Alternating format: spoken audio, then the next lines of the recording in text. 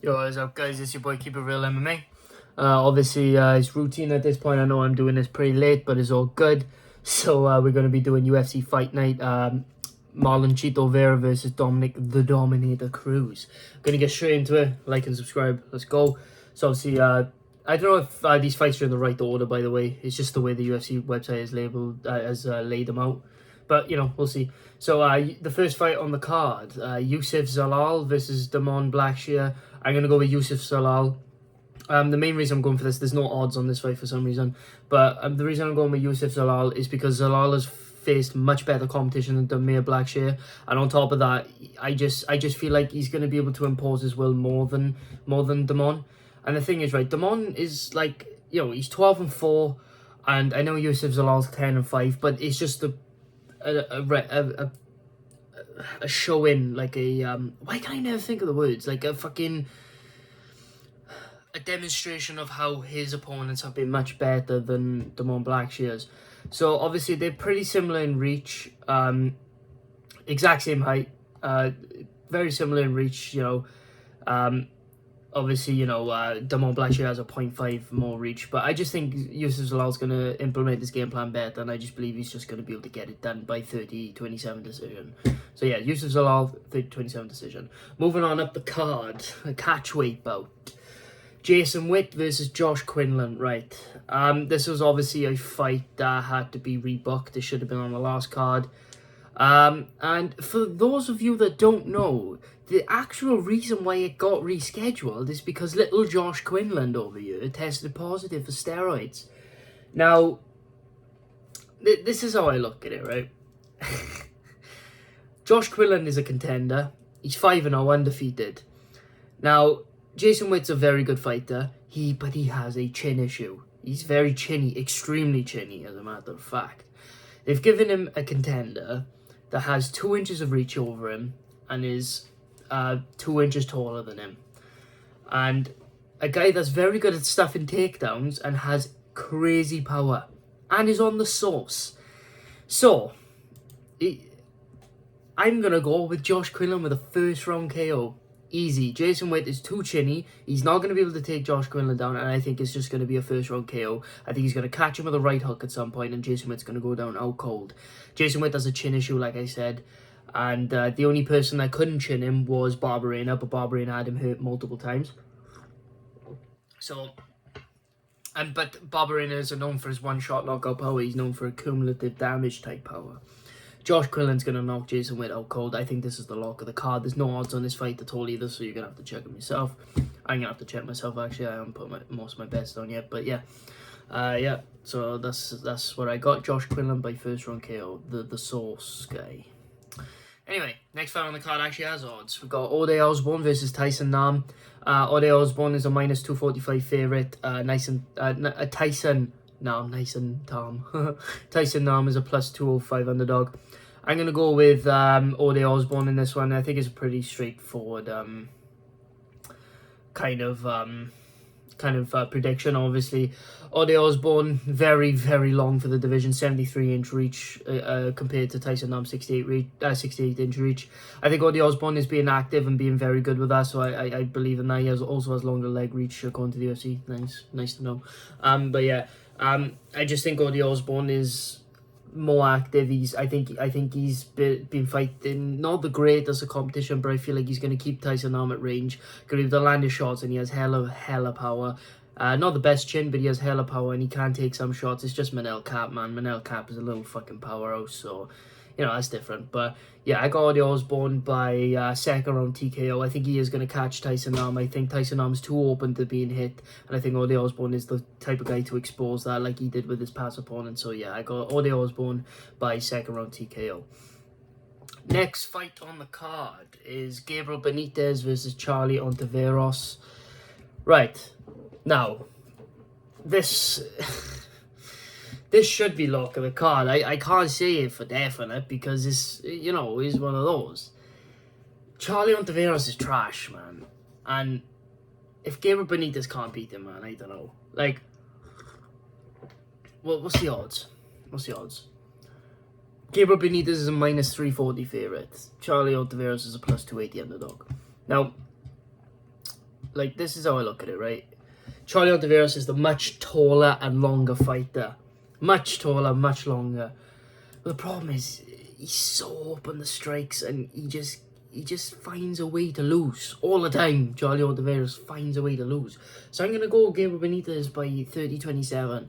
Charlie Ontiveros always finds a way to lose. He's trash. He's 11-8. I just think Gabriel Benitez might even finish him, but I'm going to go with the... I'm going to go with 30-27, a very dominant decision. I just think this is straightforward. This is another lock of the card, in my opinion. Actually, probably more of a lock of the card than Jason Wood versus Joshquinn. So, yeah, I'm going to go with Gabriel Benitez, 30-27, easy decision. I think he's going to drop Charlie multiple times because Charlie is a bit chinny. And I just think Gabriel Benitez is going to really, really, really just dominate him. But, yeah, next fight on the card. The next two fights on the card don't have odds, by the way. It's frustrating, I know. But we have Cynthia Carvalho versus Nina Nunes. Obviously, we predicted this on another card, but I'm going to go with Cynthia Carvalho. I just think that Nina Nunes is Amanda Nunes' bitch at this point. I think she's just getting the strap on every night. I just don't think she's that dedicated anymore. She was pretty good back in the day, but the thing is, it's like, I just don't think she's that good, man. Like, the thing is, she's 10-7, and I know Cynthia Carvalho is 9-4, but the thing is, like, you know what I mean? She's an inch shorter, same reach, similar leg reaches. They're pretty even when it comes to, like, physical stats, but I just think Cynthia Carvalho is a much better boxer, and I think she'll be able to stuff takedowns. I think she'll be able to avoid grappling situations. I just think Cynthia Carvalho is a slightly better fighter with more hunger, more heart, because even though Cynthia Carvalho has taken 2 L's in a row, it is against Jessica Andrade and Caitlin Chukagan. Fuck's sake. But yeah, I got Cynthia Carvalho by 30-27. I just think it's a simple, straightforward decision for her. I just think it's kind of like the Jessica Eye fight. Jessica Eye tries to take her down. She stuffs her. She lands a couple of shots. The back on the feet. She uses her boxing. It's just a boring, typical women's fucking flyweight fight. So yeah, I got Cynthia Carvalho by 30-27 decision. Next fight on the card, we have Martin Buday versus Lucas Brisky. I'm going to go with Martin Buday. Martin Buday is 10-1. Lucas Brisky is 8-1. Brisky hasn't looked the same since he's come to the UFC. I think he was on the sauce like Joshquinn and Kamaru Usman and Israel Adesanya. Because he hasn't looked the same since he's come to the UFC. Because thing is, it's like the thing is, it's one of those where you got a guy that has proven to do very well in the UFC, and then you got a guy that's proven that is, you know, he kind of struggles when he's not on the sauce, you know. And the thing is, right, I'm gonna look at their competition. By the way, I'm gonna look at their competition.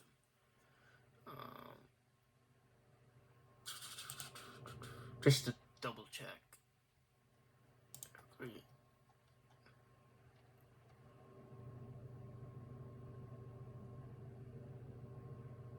Right. So yeah, obviously, and I say like a guy that's proven in UFC. I know Martin Buday's only had the Contender Series win, which he had the win, the knee on the Contender Series. That was very brutal, but also he does have a technical win decision thing over Chris Barnett. But let's be honest, he fucking finished Chris Barnett. Let's be real, he finished Chris Barnett. So the thing is, it's one of those where he's proven that he looks the same when he gets to the big show. That's my point. So the thing is now, right, you've got a guy that looks the same, and then you've got a guy in Lucas Brisky who just doesn't look the same. And I think Martin Buday is going to get a 3rd round TKO over Lucas Brisky. I think he's just going to out everything him, in my opinion. And I think it'll lead to eventually to a TKO. So I'm going to go with the more logical pick in Martin Buday by 30-27 decision. Next fight on the card, Angela Hill versus Lupita Godinez. Angela Hill is a plus 245 underdog. Lupita Godinez is a minus 295 favorite. Now, no more robbery decisions against Angela Hill. I generally think Lupita Godinez has got this by 30-27. 29-28. I think I think Angela Hill would take the second round, maybe the second round, and I think Lupita Godinez will take over from then. I just think Lupita Godinez looked extremely good in her last fight. She looked much better than what Angela Hill is looking at the moment. But I know Angela Hill fought Amanda Lemos.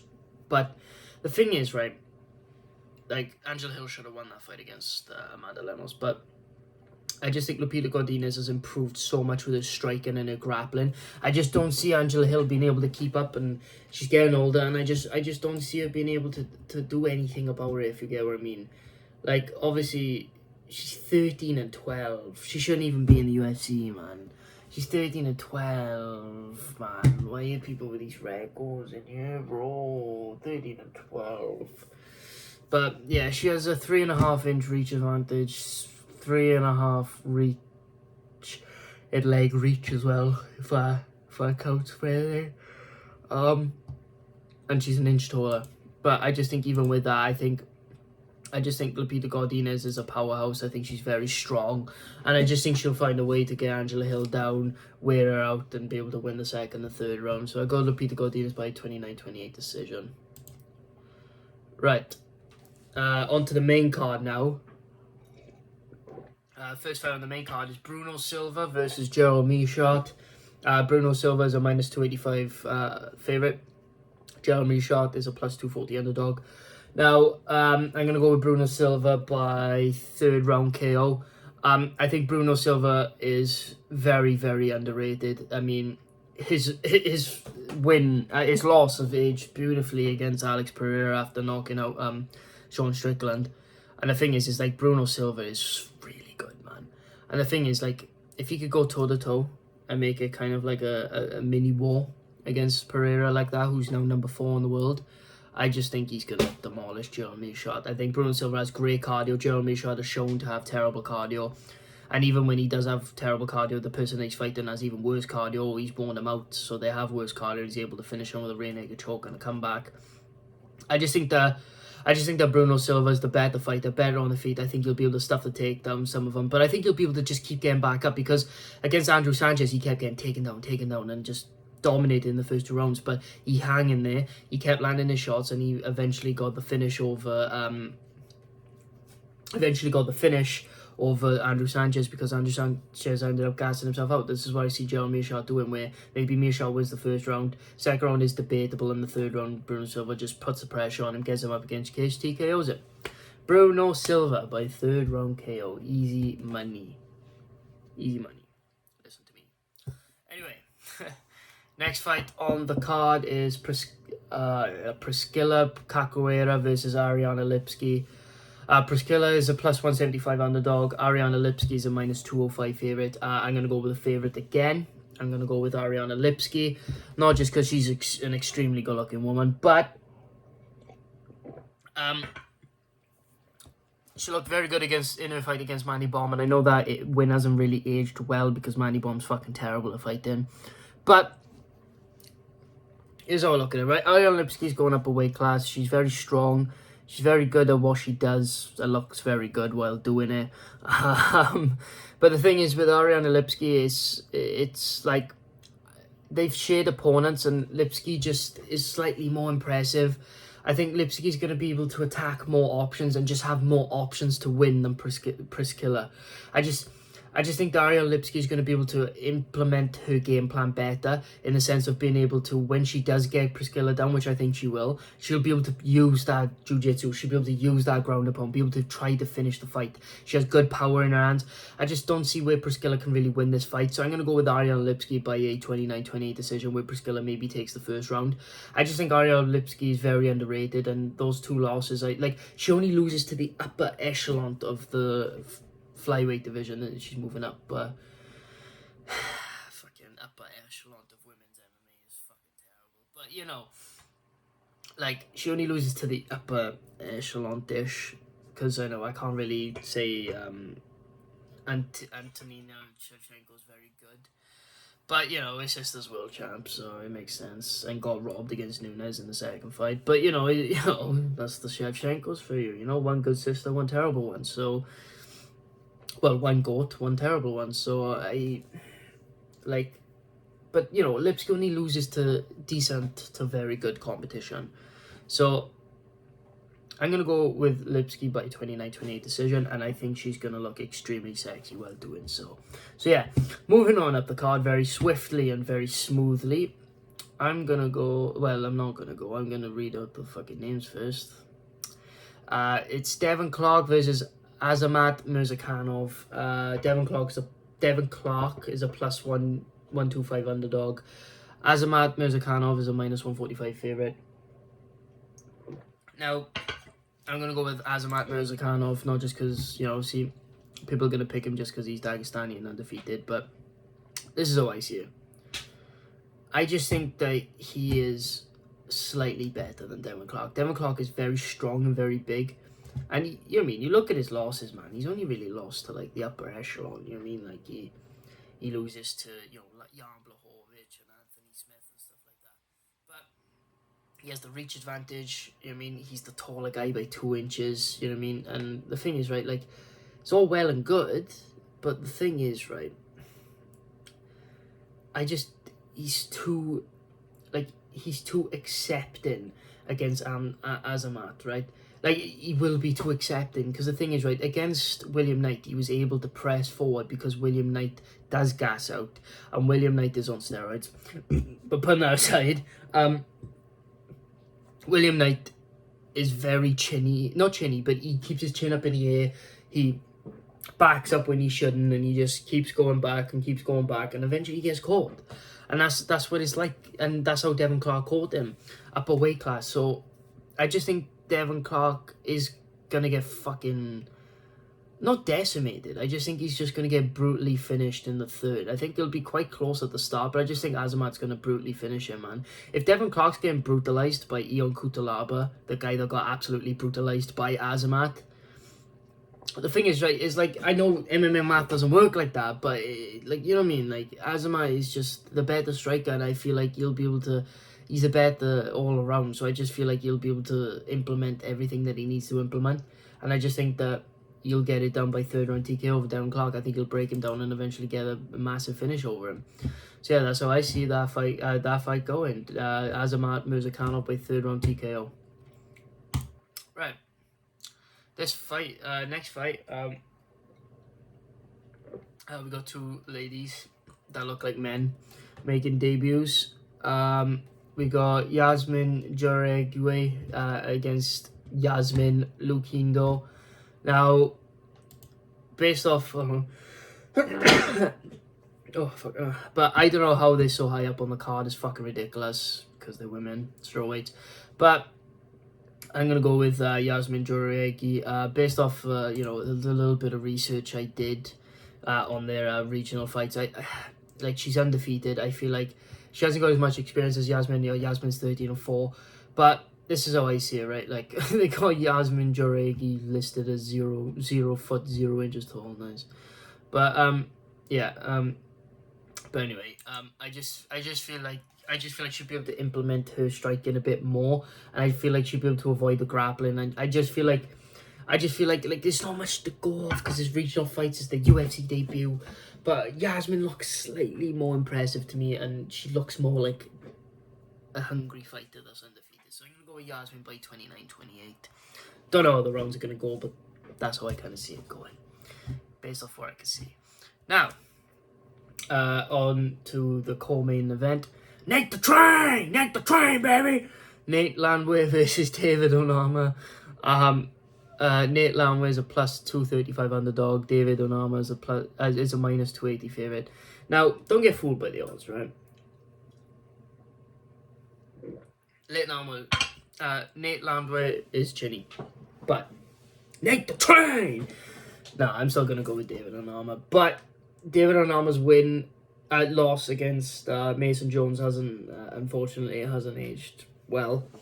But at the same time, his last win was pretty impressive. Didn't do exactly what he was supposed to do, though. He did look a bit iffy at the start, but I think those jitters are gone now. He should take care of Nate Landwehr. I think he should get it done by second round KO. But it's Nate the Train, baby! So, you know, it's Nate is a different kind of animal, but I think it'll be close until the second way. It'll kind of be like a Herbert Burns situation where he just gets caught on the chin, I guess, put out by David Anama. So yeah, I got David Anama, like maybe catching him with a hook on the way in the pocket and just dropping Nate the train. Nate the train! I want Nate to win so bad, though. I hope he proves me wrong. But David Anama by second round KO to a right hook or a left hook. Now, on to the main event of the evening, Marlon Vera versus Dominick the Dominator Cruz. Marlon Vera is listed as a minus 240 favourite. Dominick Cruz is listed as a plus 200 underdog.